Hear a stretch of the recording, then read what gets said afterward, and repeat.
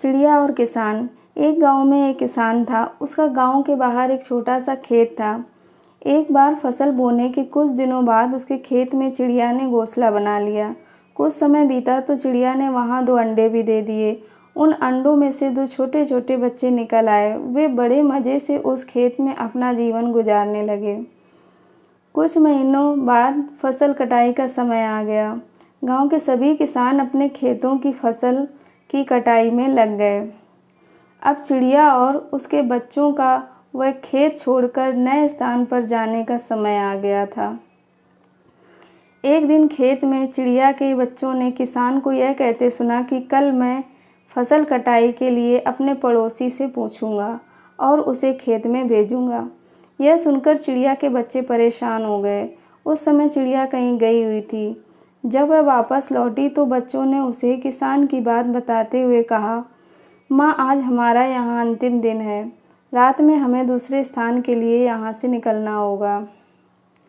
चिड़िया ने उत्तर दिया, इतनी जल्दी नहीं बच्चों, मुझे नहीं लगता कि कल खेत में फसल की कटाई होगी।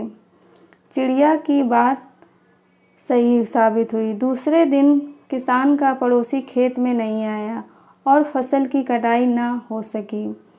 शाम को किसान खेत में आया और खेत को जैसे का तैसा देख बुदबुदाने लगा कि ये पड़ोसी तो नहीं आया। ऐसा करता हूँ, कल अपने किसी रिश्तेदार को भेज देता हूँ। चिड़िया के बच्चों ने फिर से किसान की बात सुन ली और परेशान हो गए। जब चिड़िया को उन्होंने ये बात बताई तो वह बोली, तुम लोग चिंता मत करो, आज रात हमें जाने की ज़रूरत नहीं है। मुझे नहीं लगता कि किसान का रिश्तेदार आएगा। ठीक ऐसा ही हुआ और किसान का रिश्तेदार अगले दिन खेत नहीं पहुंचा। चिड़िया के बच्चे हैरान थे कि उनकी माँ की हर बात सही हो रही है। अगली शाम किसान जब खेत आया तो खेत की वही स्थिति देख बुदबुदाने लगा कि ये लोग तो कहने के बाद भी कटाई के लिए नहीं आते। कल मैं खुद आकर फसल की कटाई करूँगा। चिड़िया के बच्चों ने किसान की ये बात भी सुन ली। अपनी माँ को जब उन्होंने ये बताया तो वह बोली, बच्चों, अब समय आ गया है कि ये खेत छोड़ने का। हम आज रात ही ये खेत छोड़कर दूसरी जगह चले जाएंगे।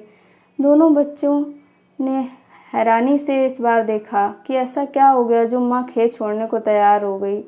उन्होंने पूछा तो चिड़िया बोली, बच्चों, पिछली बार 2 बार किसान कटाई के लिए दूसरे पर निर्भर था। दूसरों को कहकर उसने अपने काम से पल्ला झाड़ लिया था, लेकिन इस बार ऐसा नहीं हुआ। इस बार उसने यह जिम्मेदारी अपने कंधों पर ले ली है, इसलिए वह अवश्य आएगा। उसी रात चिड़िया और उसके बच्चे उस खेत से उड़ गए और कहीं और चले गए। तो बच्चों, इस कहानी से हमें ये सीख मिलती है कि दूसरों की सहायता लेने में कोई बुराई नहीं है, किंतु यदि आप समय पर काम शुरू करना चाहते हैं और चाहते हैं कि वह समय पर पूरा हो जाए, तो उस काम की जिम्मेदारी स्वयं लेनी होगी। दूसरे भी मदद उसी की करते हैं जो अपनी मदद स्वयं करता है।